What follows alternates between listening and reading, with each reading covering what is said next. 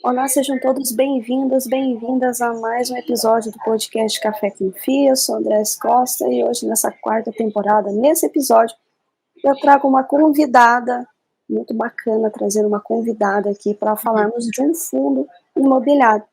Dessa vez eu trago a convidada Carolina Gregório para conversarmos a respeito do FATN 11. Mais uma vez, gostaria de agradecer você, por ter aceito esse convite, ter vindo aqui no podcast conversar comigo e com os nossos ouvintes e quem também assistir esse episódio no YouTube. Gostaria que você se apresentasse e também apresentasse aí a Unitas BR Capital. Obrigada pelo convite, primeiro, né? Eu acho que é sempre muito bom a gente participar dessas lives, esse podcast, para sempre esclarecer cada vez um pouco mais sobre os fundos que a gente administra e sobre a nossa companhia. A Unitas e a BR Capital é o mesmo grupo econômico, né? O BR Capital é o braço financeiro, vamos dizer assim, do grupo, que, né, faz todas as atividades relacionadas ao ambiente de mercado de capitais, então CVM, B3, né, cuida dos investidores, e a Unitas cuida do fundo como produto, assim, né, do portfólio do fundo, hora de comprar, vender, trocar inquilino, revisional, né, então a gente faz tudo em casa. Acho que a gente é uma das únicas assets que faz gestoras, né, e empresas que faz full service, né, a gente não tem nenhum banco atrelado a nós, né?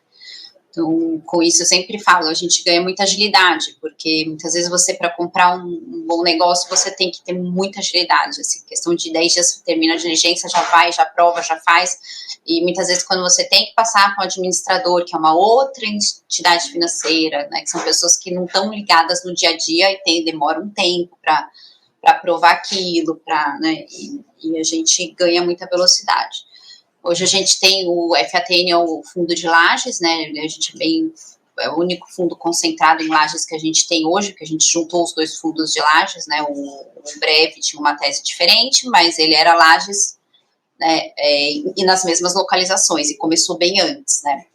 E o FATN 11 é o plug and play, né, a gente compra ativos só com uma demanda casada, e a gente falou, faz sentido juntar, porque a gente fica com fundo de laje, a matéria-prima, vamos dizer assim, né, que vem do Brev 11 é muito boa, então a gente não tem nada a perder, se a gente conseguir trabalhar com a reciclagem do portfólio de um jeito adequado, sem forçar a venda, vender bem, fazer revisional, comprar com os valores, né, com o principal da venda, comprar imóveis para a gente fazer um modelo plug and play, a gente vai conseguindo diminuir o gap da diferença dos yields, né, e ter um fundo com uma matéria-prima já muito boa, assim, né, porque comprar bem é uma grande dificuldade do nosso dia a dia, né, a gente tem que comprar bem, quando eu digo, ativos bem localizados, que tenham uma demanda, que tenham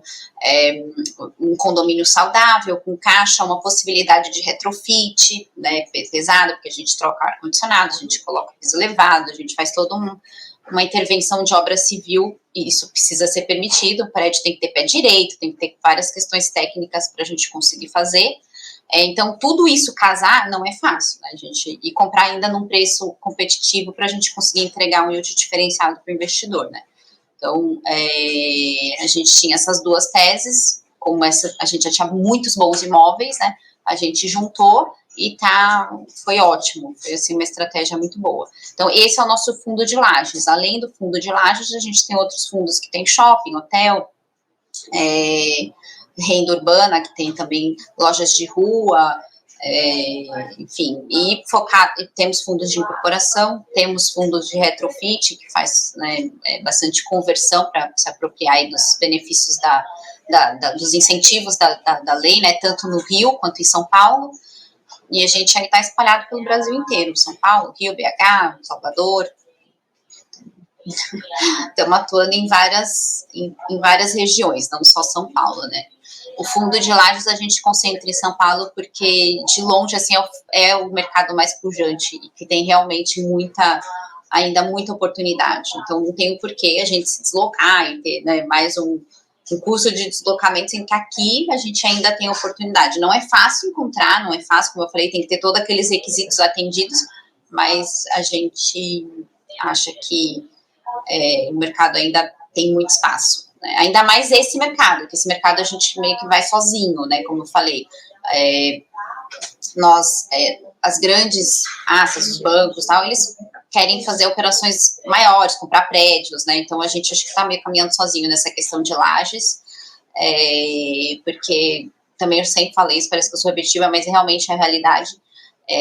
90% do mercado, acho que até mais, é um mercado de multiproprietários, porque pela ausência de crédito no passado, o incorporador, para fazer aquilo, o funding via de equity de vários proprietários. Então não adianta brigar quanto a isso, né?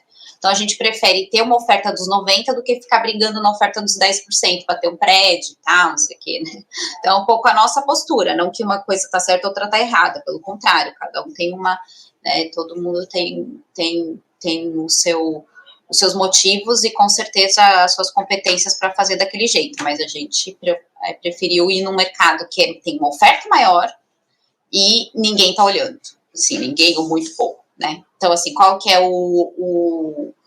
então, essa grande vantagem, e o ônus é a questão que a gente tem mais trabalho, porque você tem várias lajes, aí você tem que entrar, mesmo tendo uma, duas lajes, você tem que entrar no condomínio, ir nas reuniões, tentar entrar no conselho, para promover e começar a incentivar um retrofit uma renovação do lobby, do elevador, do ar-condicionado, dos acessos, tudo. Então, isso tudo, da fachada, então isso tudo a gente já fez, mas você transforma, né, um classe B em classe A, e você pega esse ganho de capital, né?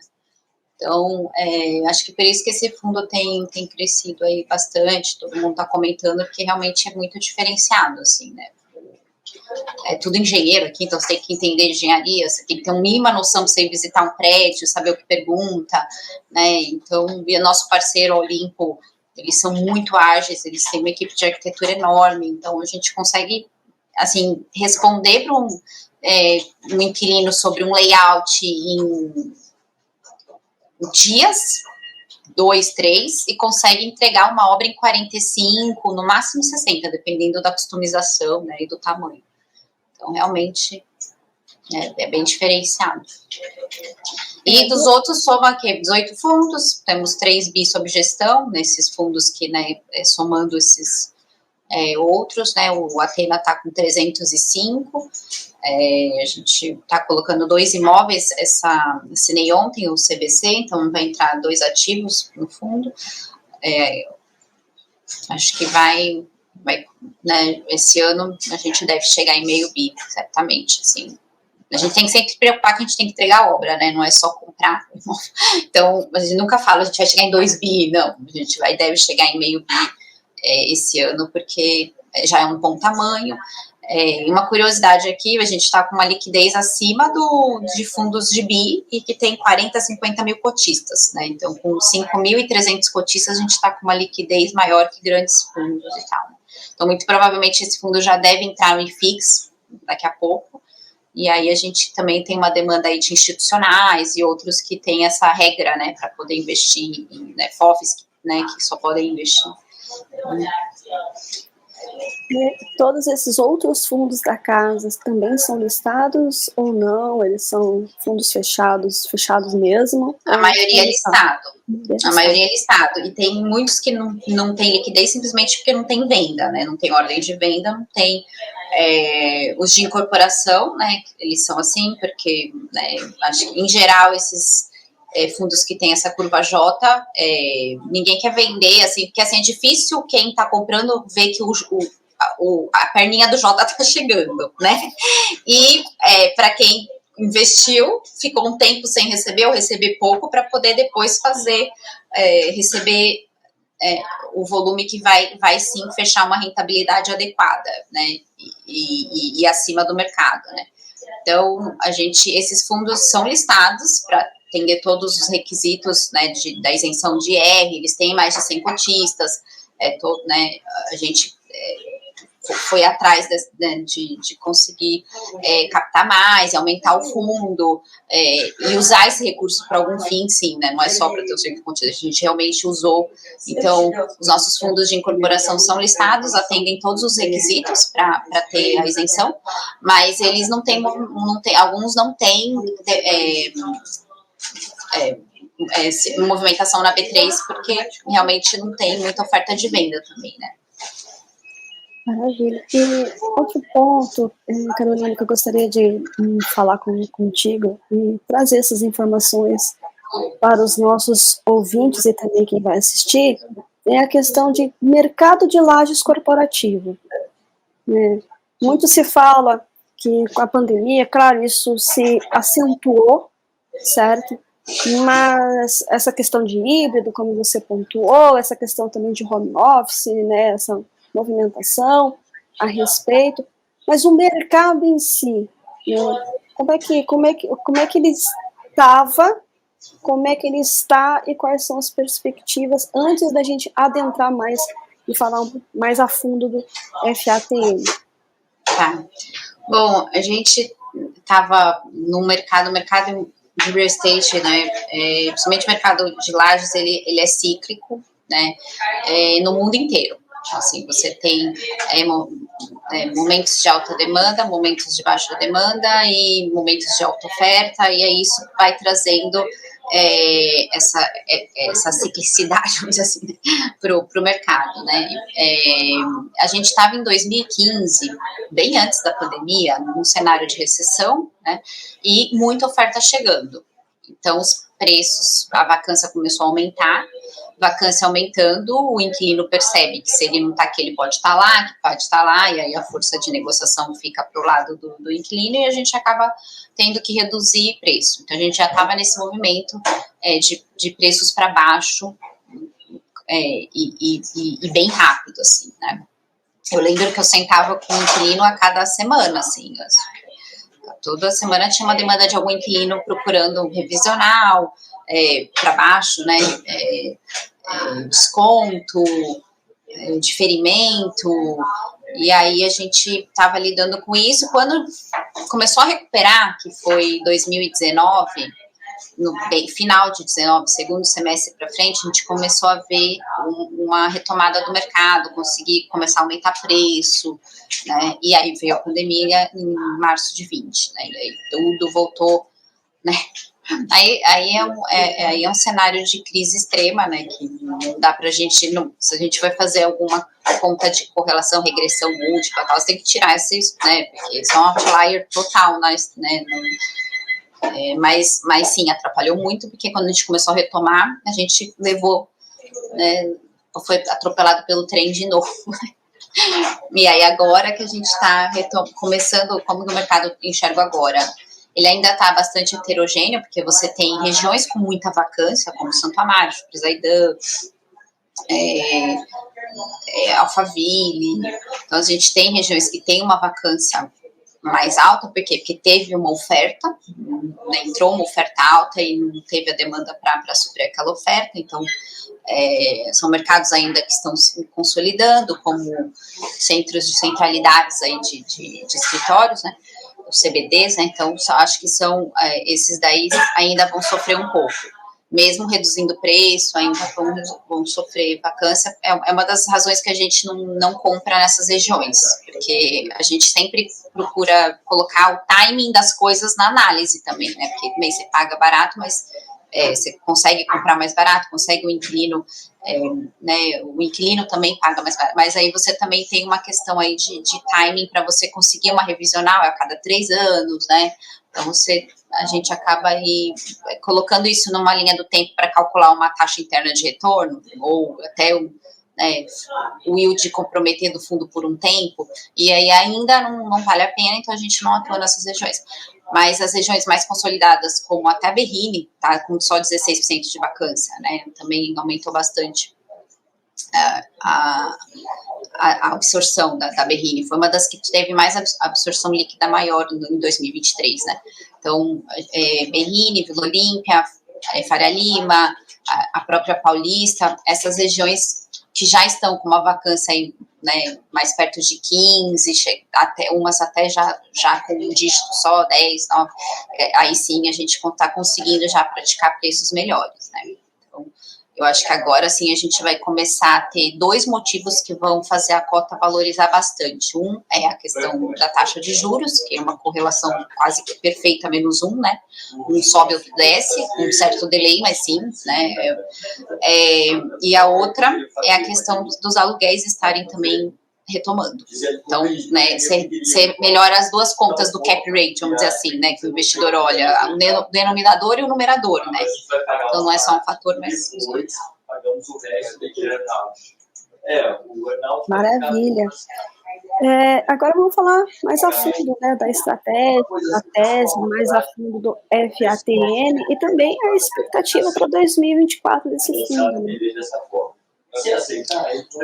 Bom, a estratégia, a gente, mesmo com a fusão, que teve uma preocupação aí dos cotistas, né, vai fazer a fusão, o yield vai cair, porque os imóveis do Prev têm uma rentabilidade menor, tá?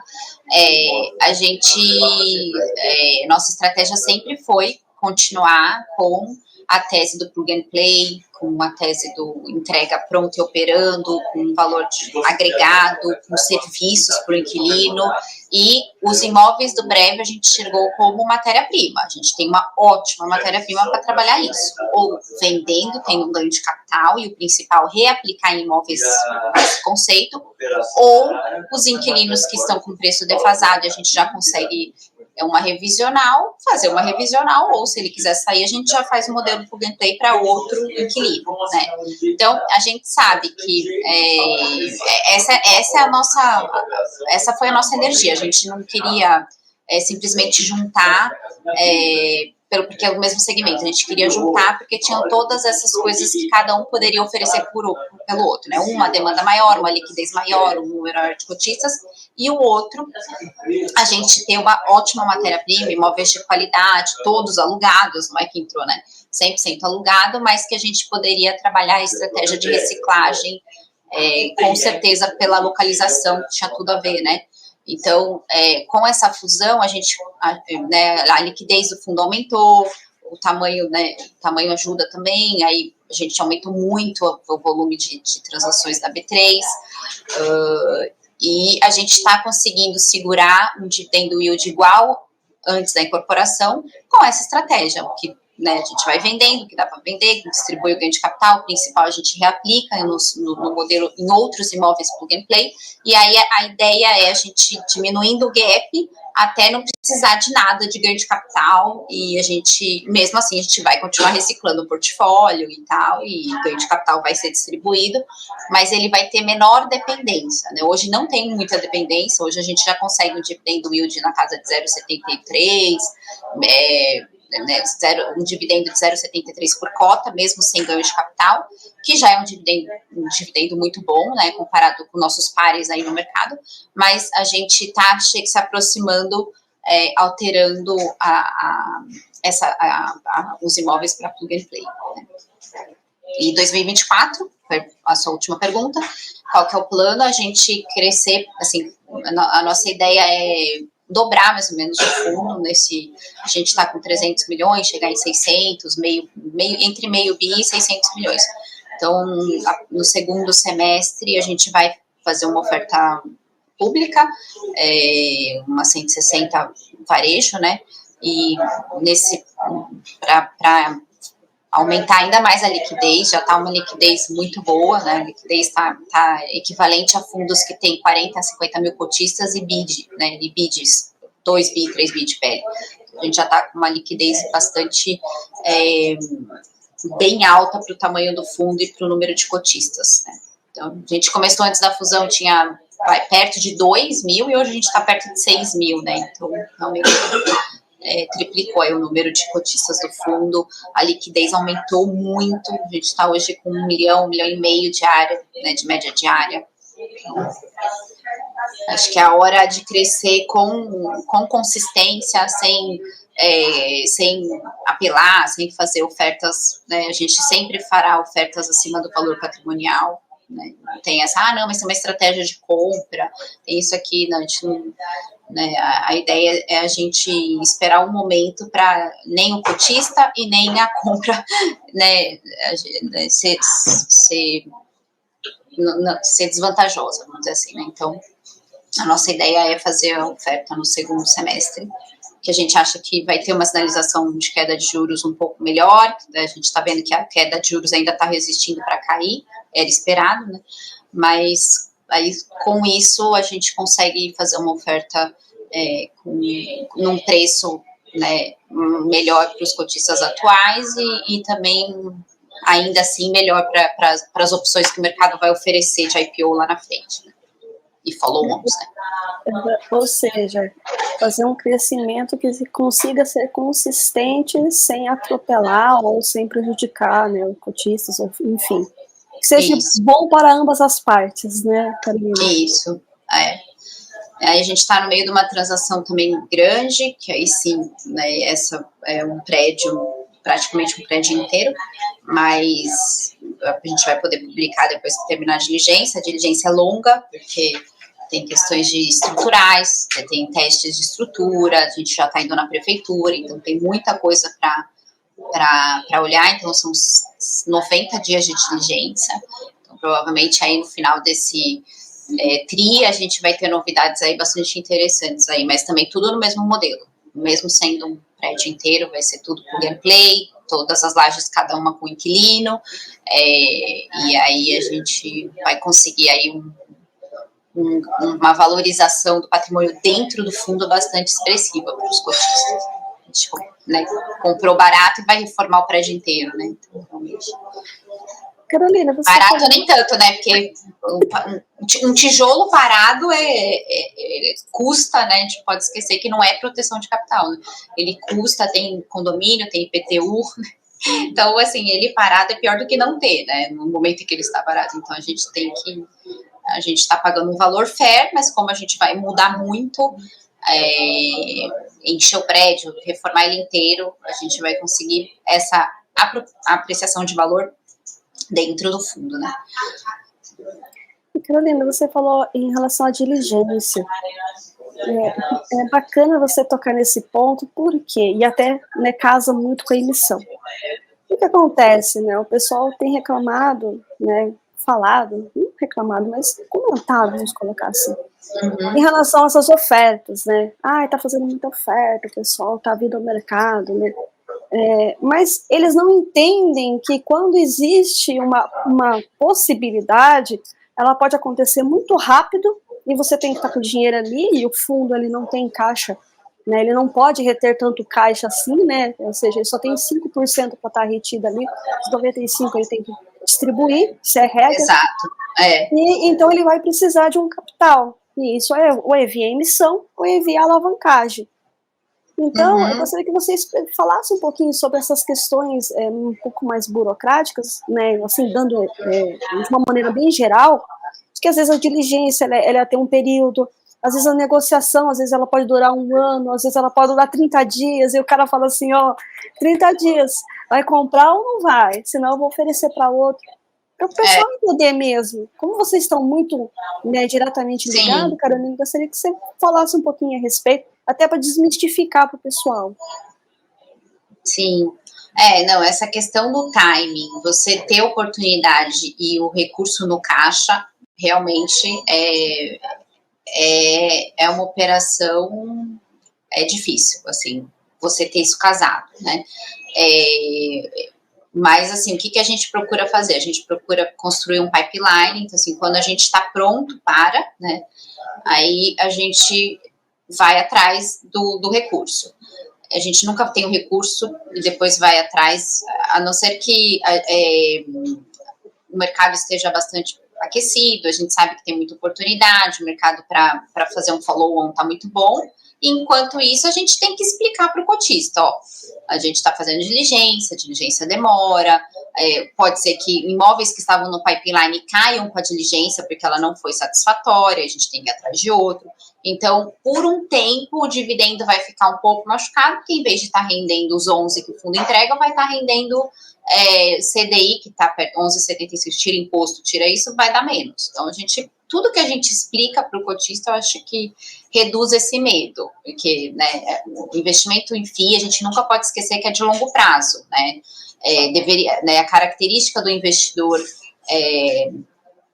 em fundo imobiliário é aquele patrimonialista que realmente quer laço, quer uma renda harmônica, quer o dividendo mensal, como se fosse o aluguel caindo, aí reaplica ou não reaplica, dependendo do orçamento da casa, né, da família, mas enfim, realmente essa é a característica. A gente tem muita assim, oscilação que acontece, muito por movimentos macroeconômicos, investidores institucionais, mas no geral o cotista realmente, né,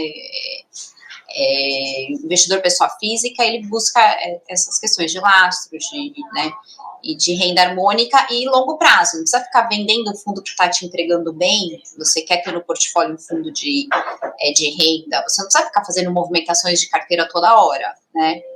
Tem isso, né? Você entrega 11, o outro, né, você vai tirar, vender para... a não ser que você faça um ganho de capital muito bom, mas aí você precisa ver que com aquele recurso você vai aplicar num de 8, isso pode chupar o ganho de capital todo, dependendo do tempo que você vai sair do outro. Então, essa é a característica que eu enxergo do investidor que tradicional, vamos dizer assim, né, de fundo imobiliário. Então, a gente tem que informá-lo, uma coisa que é para você ficar 10, 15 anos, né, se você confia na gestão, confia no fundo, o portfólio está lá, você tem um tijolo, você está vendo que está alugado, que está te dando... Ele é um investidor que fica. Se ele fica, não é uma questão de 90, 6 meses que vai mudar, né, desde que a gente explique, esse dinheiro está em caixa, esse recurso está em caixa, o pipeline já existe, mas a gente está concluindo as diligências, e aí pode ser que, né, nesse período o dividendo caia nesse tanto por conta dos impostos de uma aplicação financeira e tudo mais, né? Então, acho que tudo tem que explicar, mas geralmente a gente tenta casar, a gente tem um pipeline, e aí o timing para captar no mercado não é tão fácil, não está num bom momento como a gente passou, né? 2020, 21, 22, 23. Então, agora acho que chegou a vez dos fundos de imóveis, mas com os juros lá em cima, todo mundo queria estar atrelado ou né, IPCA, que vai junto, ou ao CDI. Agora, a gente, né, tem a opinião, acho que comum aí a muitos outros especialistas e outras assets, que realmente a vez dos fundos de imóveis é esse ano, né? Mas quando a gente não tinha a gente tinha muita demanda, porque a tese se mostrou bastante promissora, e muito inquilino bateram na porta, eu quero também, eu preciso de uma laje assim, assado, não sei o quê. A gente, mas não tem como captar, o mercado tá fechado. Aí a gente ia muito investidor institucional, investidor grande, né, que é uma característica nossa aqui, tem investidores fidelizados e que investem com a gente, então ele investe de novo, então esse tipo, mas eles também têm, né, um limite. O varejo tem um papel muito importante para as assets, né? Então, às vezes, com certeza você precisa ir no varejo, mas como estava muito fechado, a gente fez a alavancagem, né? Sempre comunicando o mercado, essa alavancagem não vai passar de 30% e tal. Até orientei um aluno na USP que fez sobre isso, uma alavancagem, a gente não pode dizer adequada, mas uma alavancagem que não prejudica tanto um fundo de lajes corporativas, né? Acho que é bem interessante até para o público aí ler, porque o aluno chama Leonardo Saraiva e está no site do Núcleo de Real Estate. E aí, com um monte de conta que a gente fez, e índice de Sharpe, não sei o quê, a gente chega nisso, 30%. A maioria das vezes, dependendo das vezes até 20%. E aí, o limite de alavancagem, né, para o fundo ser saudável e passar por momentos de crise sem se prejudicar bastante. Então é isso, a gente recorreu por investidor grande, quando o mercado estava fechado, investidor, a gente se alavancou um pouco, a gente tem bons ativos para vender também, então essa é uma outra forma de você não perder uma oportunidade, é vender uma que você tem liquidez, né? Então acho que são esses 3 caminhos que a gente vai seguindo a depender do momento, mas sempre com pipeline. Só que o pipeline, muitas vezes, né, alguma questão de diligência pega e tem que ir atrás de outro, isso atrasa um pouquinho. Você é professora também, Carolina? Sim. Bacana. Sou. Segunda-feira à noite estou na escola politécnica. Não é todo ano, né? Porque a disciplina dura. Dou duas disciplinas, dura 3-4 meses, então vai meio ano. E ajudo o professor João, que é meu sócio, que é titular, o head lá na USP, eu ajudo ele na disciplina de graduação. Aí é uma vez por semana também. Então a gente não é part-time, não é gestora part-time, a gente é gestora full-time, mas que tem um pé na academia que agrega bastante aí do lado fazer estudos, prático. Né? A prática com a teoria, né? Porque a gente já ouviu falar, mas aquela gestora é part-time. Não são part-time, a gente é full-time demais, assim. A gente tem a academia como paixão, como doutrina e como forma de trazer essa mercado e academia, né, aproveitar disso, né, para fazer análises mais fundamentalistas, mais ricas, mais, né, e tentar. Lógico que não é sempre que acerta, a gente também erra, né? Mas a ideia é a gente tentar trazer o conhecimento acadêmico na vida prática e trazer a vida prática para o ambiente acadêmico. Então, acho que é isso, né? Uma super troca. Super troca. Fora do país, assim, né? Engraçado que no Brasil não é tão, assim, valorizado essa questão, mas tem professor tal, não. O professor ensina, não ensina, mas não executa. Tem muita gente que tem essas piadinhas, né? Mas fora, isso é muito valorizado, né? Você ter essa questão de... Extremamente, porque casa, né? Casa. A parte prática com a parte teórica e até mostram, né, a vida como ela é para os alunos, né? É a parte de engenharia, Carol? Não, a gente dá da parte de real estate mesmo, é dentro da engenharia civil, só que é análise de investimento, empreendimentos, imobiliários, é nosso dia a dia aqui. Então a gente traz muita coisa, né?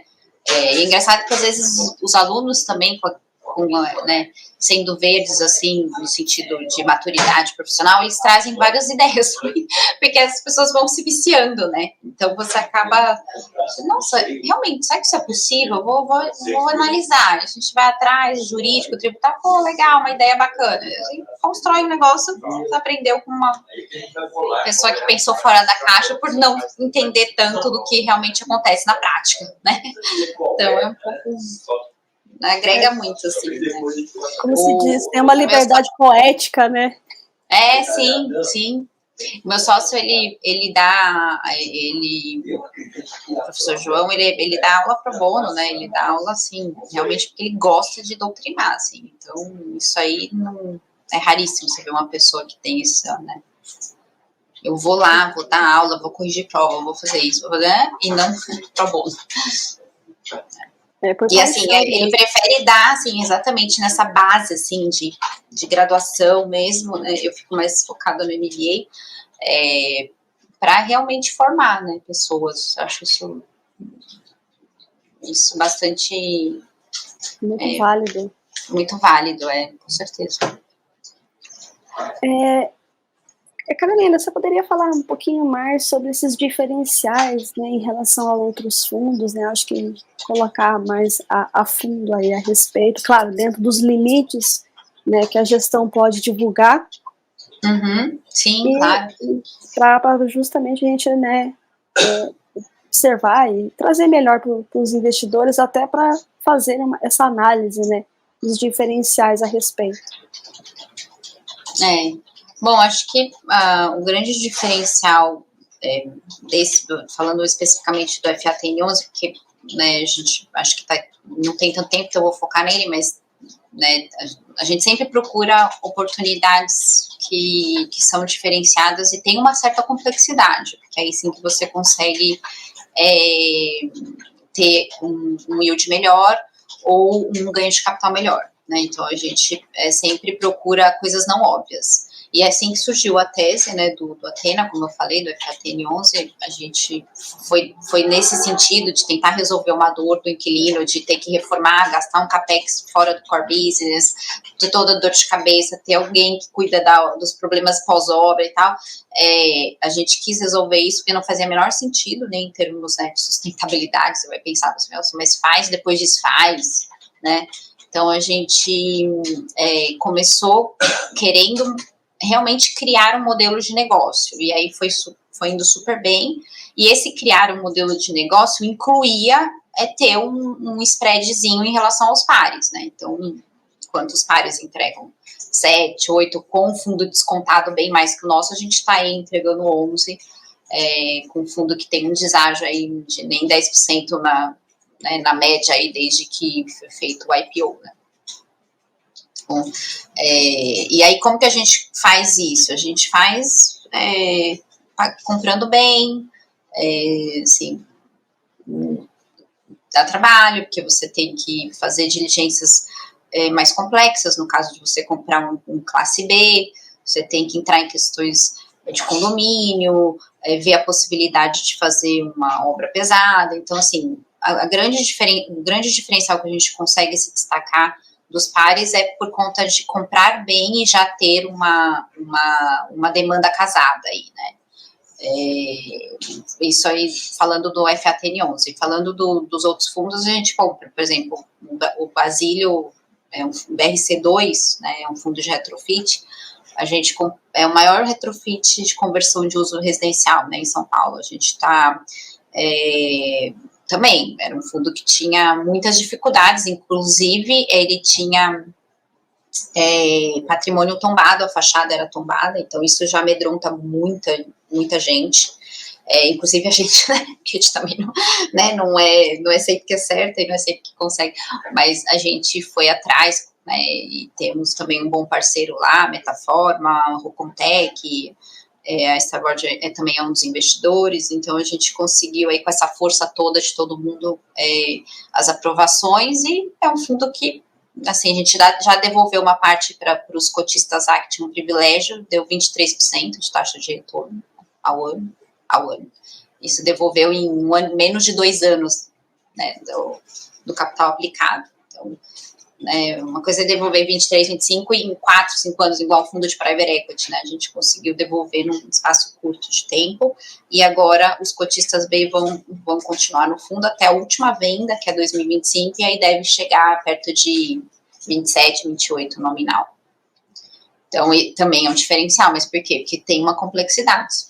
Acho que a grande diferencial é uma asset que procura produtos não óbvios, não fica inventando renda garantida, compra um óbvio, mas coloca uma renda garantida e depois vê o que faz, porque aí o mercado vai estar com uma taxa de juros menor, aí a gente já não vai apanhar tanto se entregar 6 e não entregar 8, 9, 13, né? Então, a gente, 13 em real estate não existe, então, assim, duvide quando você vê um 13 em ativos de renda, falando do mercado atual, né? Tem que desconfiar um pouco, porque com certeza tem alguma coisa aí de receita que não é receita que, né, que faz parte de preço, de pagamento de preço e tal, né? E aí depois, quando essa renda garantida acabar, o problema é que você vai sim ter só receita de locação, né, a capacidade de gerar renda do negócio, né? Que se você fizer a conta, a gente não compra, né? Bem isso, né? Nós não, isso não vale a pena. Então, acho que queria destacar isso, assim, essas rendas, ter essa questão de construir portfólios que tenham uma capacidade de gerar renda, uma boa renda consistente, que tenha liquidez depois, não só a liquidez do fundo, mas a liquidez do ativo dentro do fundo, né, porque é super importante, senão depois acontece que o fundo não tem liquidez, se o ativo não tem liquidez, ele fica vago, não consegue ser vendido, e aí, aí você começa a atrapalhar no secundário. Então, não tem milagre, o negócio é fazer um portfólio adequado, trabalhar bem, reduzir despesas e e não ter medo de dificuldades e complexidades, né? Acho que é bem por aí. Aí você constrói um portfólio saudável, né?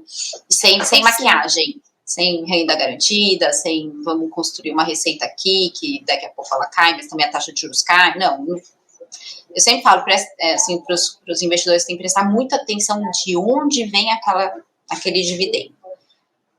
De onde vem, assim, é receita de locação, assim, é locação, é venda, ganho de capital também não é proibido, é super bom, porque vendeu, comprou e vai reaplicar, né? Não é amortização, a gente amortiza fundo de incorporação, isso sim, porque a gente tem começo, meio e fim, nós queremos ter esse começo, meio e fim para entregar uma TIR alta, senão se você reaplicar, você vai arrastando o payback, e aí cai a TIR, né? Mas fundo de renda, a ideia é vender, distribuir o ganho de capital e, sim, aplicar o principal em novas oportunidades. Né? Então, tem que prestar atenção de onde vem a renda, porque essa renda, se ela tem uma maquiagem, um dia essa maquiagem vai cair, você vai acordar com susto, né? Com a olheira no rosto. Como já aconteceu, né? A gente já viu acontecer, né? A gente já viu acontecer no mercado, né? Tinha uma renda garantida, achando que aquele... E agora tá saindo de novo. É isso que tá saindo de novo. 2 fundos grandes aí, captaram um monte, mas teve muito institucional, né? Mas também teve varejo, com renda garantida. Eu não sei, assim, a gente já fez renda garantida, mas inclusive foi um modelo que o meu sócio criou isso em 2000, final de 90, para fazer o Continental Square aqui, o FLMA11. É um fundo que a gente opera até hoje, que tem o Puma, que tem 18 conjuntos do Continental Square, e foi feito, mas foi feito porque era uma coisa muito nova, ter fundo imobiliário era novidade, então assim, os investidores que iam procurar no stand, eles iam procurar conjuntos, né, e eu queria comprar tijolo, e no final, não é tijolo, você vai comprar cota desse fundo. E é engraçado que cota do fundo, esse investidor não aceita ficar sem yield, sem dividendo, né, mas comprar uma salinha, comprar um escritório em obra, ele aceita até, né, então assim, mas é essa a cabeça, então a gente criou uma receita que era uma receita mesmo, não era do preço que vinha, era uma receita de sessão, enfim, era uma receita, mas que mais ou menos pagava a poupança dele, né? Então, você troca por isso e depois você vai ter um pedaço desse negócio, não vai ter uma escritura, mas vai ter um pedaço. E é muito interessante quando eu te falo das características desse investidor, que é isso, porque são muitos deles que são os mesmos daquela época. Eles estão há mais de 20 anos no fundo. Olha, tem 3 pontos aí que eu quero conversar contigo, Carolina. Primeira questão, ESG, né? Como é que é a cabeça de vocês em relação a isso? E até trazer um pouco essa parte acadêmica, porque está assim, muito em voga, né? A parte ESG, em relação aos imóveis e toda essa preocupação. Outra questão é dos contratos, né? Como é que estão os contratos do fundo, né? O pessoal também fica um pouco, né? Contratos de locação? Isso, contrato de locação. Tá bom, gente. E o terceiro ponto é justamente essa questão aí, né, que você comentou da TIR. Olha só, se você comprar um imóvel, né, e não tem um locatário ali, você tem que esperar um período até você conseguir locar e, consequentemente, obter uma renda ou fazer esse ganho de capital, como você falou. Sim. E nos fundos imobiliários, os investidores não têm essa visão a respeito, né? Até eles cobram muito no outro tipo de fundo, que é o multi-estratégia. Às vezes, como o multi-estratégia ele tem uma visão mais ampla, ele pode investir em imóveis, pode investir em ações, pode investir em fundos, pode investir em CRIs. Mas o que acontece? Se ele investir em determinado ativo, e esse ativo, apesar da TIR, lá na frente vai ser muito interessante, mas eles estão casados com essa renda. E isso acaba prejudicando essa diversificação. Queria que você conversar sobre esses 3 pontos que eu acho bacana. Você me trouxe, já falei, opa, vamos conversar a respeito. Não, eu acho que assim, esse foi o grande motivo dos fundos de CRI ganharem esse espaço que hoje eles têm, né? Porque quando você está atrelado a um IPCA+, com o IPCA lá em cima, e o CDI+, o CDI 14, né, aí você consegue entregar um 18, mas você não pode esquecer que esse papel está perdendo valor, porque, né, o seu principal está perdendo, né, nominalmente falando, você não tem como se apropriar de valorização, né, como comprar um imóvel que vai valorizar dentro do fundo, e se você olhar o espelho dos mercados mais maduros, bem mais maduros, né, como a economia norte-americana, que tem o maior mercado de fundos de investimento imobiliário, que se chama REITs, né, lá fora, eles representavam uma fatia grande, eu não sei se era 30 ou 40, mas acho que era perto disso, quando a indústria de fundo lá começou, e hoje 5%. Né, os fundos de mortgages representam uma fatia muito pequena do mercado, né? O resto, os 95%, é fundo de healthcare, escritórios, varejos, todos eles bastante segmentados, né? Tem o seu segmento, o seu foco, mas são fundos enormes e que não tem fundo de... os fundos de dívida, eles são tem pouca expressividade no market cap dos REITs, né? Então, aqui a gente fez um movimento ao contrário, começou certo, né? Só tendo que crescer para portfólio, crescer para fundos mais líquidos, tal, que aí também aconteceu isso, mas o que veio foi essa questão de aumentar muito o fundo de dívida por conta de enxergar muito mais o dividendo do que o portfólio, o potencial de valorização, tentar construir aí não só olhar só o dividendo espelho do momento, mas também olhar o futuro e disso tentar traçar uma TIR, né, uma taxa interna de retorno. Eu publiquei no LinkedIn, tem um artigo que a gente publicou bem curtinho, assim, nada acadêmico, assim, bem fácil, dizendo sobre isso, dividendo TIR, né, tá lá na página da Unitas BR Capital. Maravilha, é exatamente essa questão, né? E comparando com os REITs, você falou muito bem, era perto de 40%, o início deles era mortgage, né, que eram dívidas, né, que é muito parecido com o nosso de papel aqui. Sim. E mudou, né, virou. Hoje é 90%, 95% praticamente de imóveis, né, ou seja, REITs de imóveis. E gigantescos, né, bilionário, né. Eu sempre falo isso em live, porque realmente eu acho um absurdo, mas o Simon Properties, que é um fundo de shoppings, né, outlets, você vai no outlet, você vira lá, você vê, né, ele tem mais metro quadrado que a BL registrada na Brase toda, né, todos os fundos da Brase, então realmente é um fundo gigante. São gigantes, muitas propriedades, o residencial lá é algo assim surreal, fora os outros, enfim, se a gente for denominar aqui, nossos fundos aqui estão engateando, né? Então tem muita coisa para evoluir, tá muita no caminho, mas está no caminho, mas tem muita coisa para. E assim, tem que lá são empresas, né? Sim.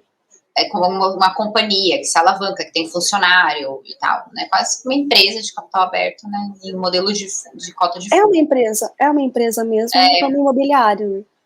Então, ele tem uma outra visão, tem uma outra legislação que pode ajudar. É mais ou menos, a gente é mais ou menos isso aqui. A gente é uma empresa de real estate que tem a BR Capital, porque tem que ter uma entidade financeira, né? Mas eu acho que isso é uma grande vantagem, assim, de você ter a cabeça no produto, de você pensar e não só como um ativo financeiro, porque ele é muito distante de um ativo financeiro. Você não consegue movimentar um imóvel muito rápido, você não consegue vender, você tem que alugar, você tem que pagar corretagem, você tem que esperar ficar vago, você tem que dar uma carência. Então é tudo, né, vender uma ação, vendeu, você consegue fazer day trade assim, tal, não é a mesma velocidade, né? Então... E outro ponto, Carolina, que você também me lembrou, é que os investidores, eles ficam, né, falando nessa linha aí, eles ficam muito pegando, fundo de papel versus fundo de tijolo, o fundo de tijolo não, os imóveis eles não valorizam, não entregam de novo a inflação. Como é que você, quando escuta isso, pode falar a respeito? Então, 2 pontos eu vou colocar. Realmente, assim, depende do mercado. como eu falei, o mercado é cíclico e vai passar por momentos de alta e baixa, mas sim, se o produto é bom, está bem localizado, vai valorizar, é só esperar. Fica lá com o dividendo um pouquinho machucado, que vai valorizar. Segundo ponto que, assim, essa questão é muito... Como a cota é muito influenciada pela questão macroeconômica, taxa de juros e tal, muitas vezes o valor da cota não reflete o valor do metro quadrado do portfólio que está dentro daquele fundo, né? Então, aí você olha o valor patrimonial, ele também machuca com a taxa de juros, porque a taxa de desconto que os avaliadores usam também aumenta, mas é menos do que o secundário. O secundário, ele machuca mais, ele oscila mais, porque o mercado fica nessa, mas o CDB está dando isso, um título de dívida está dando aquilo. Então, ele machuca mais, mas o portfólio lá dentro, ele vai valorizar, ou ele, assim, ele vai seguindo pelo menos o que o contrato de locação está seguindo, faz sentido, né? Se você tem um mercado estável, mais estável de macro, né, que não era a nossa situação, e não é ainda, mas né, estamos olhando para esse horizonte lá na frente, você começa a ter a relação do preço da cota muito vinculada ao desempenho do fundo. E o desempenho do fundo, pelo menos, se você sentar em cima do contrato, é IPCA. Então, sua renda vai crescer, seu imóvel vai valorizar pelo IPCA. Né? Que a gente teve questões macroeconômicas que interferiram muito nessa leitura. Mas é o que eu falei, olha o valor patrimonial também, né? Se olhar a cota no secundário, você tem muito reflexo de macroeconomia, índices macroeconômicos no que está acontecendo no secundário. Né? Não sei se foi clara. Não foi sim. Foi sim. E daí eu perguntei em relação aos contratos do FATN, né? Os contratos. Ligados a IPCA ou ligados a CDI? A grande maioria IPCA. Né, um contrato ele pode reajustar por índices de inflação, né? Então, ou IPCA ou IGPM, e os novos estão saindo pelo IPCA, né? Depois que deu aquela alta do IGPM, que nada tinha a ver, né? Coisa de commodity, dólar e tal, os próprios inquilinos têm receio, assim, né? Então, assim, que menos, nenhum tem simetria, óbvio, muito menos de IGPM, né? Mas o IPCA é o que os inquilinos preferem, né? E a gente também a gente tá começando a adotar o IPCA com mais frequência. Então, a maioria é IPCA, todos são atípicos, tem multas rescisórias maiores que uma lei do inquilinato comum, né? Então, a gente pratica aí aviso prévio mais longo e multas maiores. E a questão é ESG, como é que está aí, latente? Tanto então, academicamente, né, quanto realmente na prática. Como é que está? Eu acho que, assim, tem muita coisa na teoria e na prática poucas, assim, a gente na prática sempre procurou, até o que eu falei, né, dessa questão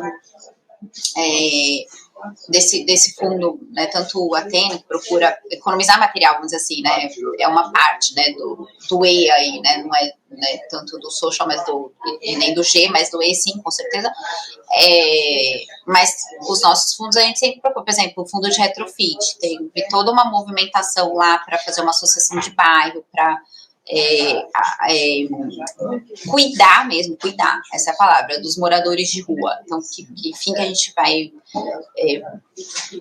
que ele precisa, o que a gente vai precisar, então precisava de uma carroça melhor para poder fazer reciclagem, foi feita uma carroça melhor, assim, isso aí sim, a gente entra bastante nesse item também, obviamente a gente tem o pessoal da incorporação que está mais diretamente relacionado, mas a gente tem esse report mensal, né, quinzenal, na verdade, e a gente sabe que está sendo feito um trabalho aí muito bem feito de envolver toda a comunidade, os moradores, em prol aí de melhorar o centro em todos o ESG, né, aí sim, então, mas a gente sempre procurou nas nossas decisões e pensar nessas três nesses 3 tripés, né? Não só na rentabilidade, mas também nesses 3 tripés, né?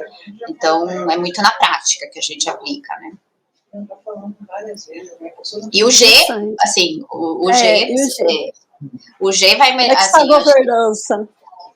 Governança, assim, a gente procura muito, assim, ser bastante transparente com os investidores, assim, essa palavra todo mundo fala, né, com os stakeholders, mas assim, com todos os envolvidos, então clientes que compram uma unidade, sabe, tudo, a gente procura realmente ser bastante transparente.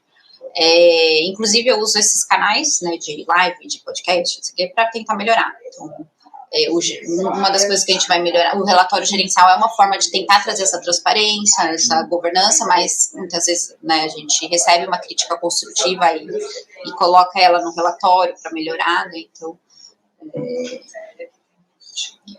Mas a gente tenta atuar, assim, preocupada com esse tripé, assim, com certeza. Maravilha. Carolina, e a questão da alavancagem, né, que eu acho que hoje é um outro tema, né, muito preocupante. Tem um percentual X, um percentual Y, quanto isso vai impactar, como é que realmente está essa questão dentro do fundo, como é que está no FATM? Bom, a gente realmente se alavancou por um momento de, assim, baixíssima janela para entrar equity, e a gente tinha muita demanda para tanto comprar quanto atender inquilino, e a gente queria, e essa tese tem que ser pioneira no mercado, e ela faz muito sentido, a gente está vendo pela demanda batendo na porta, né? Aí a gente foi atrás sempre com a preocupação de ir até 30% do valor dos ativos, né? A gente sempre se preocupou com isso, não vamos se alavancar, mas com muito cuidado e apenas se for muito bom. E é muito bom, né? Porque a gente tem o maior CRI, que foi 30 milhões, ele é 6,25 mais IPCA, então olha o spread em relação ao que a gente entrega, né? A gente não usou a estratégia de alavancagem para melhorar o yield, não. Essa é a grande diferença também da nossa gestão, a gente usou a alavancagem para atender uma tese que estava indo muito bem, né? E o mercado não estava enxergando que isso poderia, né, por conta da própria taxa de juros, né? Então, agora a gente entende que a alavancagem, que a gente, nossa preocupação é ter uma reserva de 18 meses, né, para pagar a amortização. A gente tem caixa para isso, vai ter agora, estamos concluindo uma venda e vamos reservar esse valor para até pagar março de 26, então estamos super tranquilos. E a janela agora é para a gente fazer follow-on do fundo e crescer com equity, então realmente vai diminuir ainda mais o peso da alavancagem, né? Então hoje a gente usou a alavancagem como estratégia para crescer o fundo, porque ele estava tendo muita demanda, e não para melhorar dividendo. Vamos colocar aqui, aí a gente põe né, uma carência. Não, nunca teve carência, a gente sempre pagou juros, né? Tem só de amortização, mas juros a gente sempre pagou, correção da inflação e tudo. E agora a gente vai começar a amortizar um deles no segundo semestre. Mas tem caixa, tá tudo muito bem programado. Tá tudo casadinho ali, né? Tá. As coisas acontecerem de uma melhor maneira possível. Uhum. E agora, Carolina, vem o momento marketing do fundo, né? É o momento que a gente pergunta, né, para a gestão, por que investir no FATM? Eu acho que, assim, essa preocupação nossa em comprar bem, esse histórico de dividendo, porque sempre olha o histórico, o portfólio super bem localizado, né? Então, essa informação você consegue checar ela na vacância, né? Porque ele fica muito pouco tempo pago, mesmo quando a gente tem realocação, porque a gente tem realocação, não é que a gente não tem, que o contrato é atípico. A gente tem um que não paga a multa e a gente reforma para o próximo, né? A gente tem, só que o próximo chega rápido. Então, prestar atenção nesse histórico de vacância, localização, portfólio, a capacidade realmente do portfólio gerar renda e não ter nenhuma questão maquiada no meio. Então, eu acho que esses são os principais fatores, né? Maravilha, que eu mais uma. defendo muito. E a tese pioneira, a gente que começou essa tese em 2020, e cresceu, a gente tinha 6 imóveis, depois veio mais 2, 8, e estamos hoje com 70, né? Quando quase multiplicou 10 vezes num ambiente super hostil, de pandemia, de tarará. Então, acho que isso resume bem além da rentabilidade que é maior que os pares, né? Então, isso também é um outro, liquidez também, então, tem muitas vantagens aí pelo apetite do FATN11, né? E, assim, pagando o valor patrimonial, tá pagando bem demais, assim, não tenham medo, assim, quem tá vendendo pode aumentar e quem tá comprando pode pagar mais caro. Porque tem espaço ainda comparado aí com os outros pares de fundos de lajes, né? Maravilha. Mais uma vez, Carolina, gostaria muitíssimo de te agradecer por você Eu ter que aceito esse agradeço. convite, ter vindo aqui, batemos esse papo, esclarecemos, acho que, a grande maioria das dúvidas, né? Mas ainda pode ser que alguém tenha alguma dúvida, queira conhecer mais. Gostaria que você deixasse as redes sociais, as suas considerações finais aí para o pessoal. Tá, bom, eu agradeço, né? Eu acho sempre bastante importante essa janela de oportunidade para falar, explicar melhor e poder aí tirar dúvidas dos cotistas e tal. Eu vou deixar até o e-mail do RI, se as pessoas, para a gente ter um único canal, né? Até estava comentando antes com você, porque a gente começa a ter críticas construtivas muitas vezes, mas enfim, e faz parte, e é isso aí, mas em vários canais. Então, às vezes a gente não responde porque um tá aqui, outro tá ali, e aí fica difícil da gente olhar tudo. Então, um canal formal que ajuda bastante a gente ter uma concentração e ler e ir respondendo é o ri@brcapital.com.br. E aí, quem quiser fazer pergunta, quiser marcar call, a gente está à disposição. Maravilha. Mais uma vez, Carolina, muitíssimo obrigada. E, pessoal, até o próximo episódio. Tchau, tchau, tchau, tchau, Carolina. Obrigada. Tchau, André. Obrigada.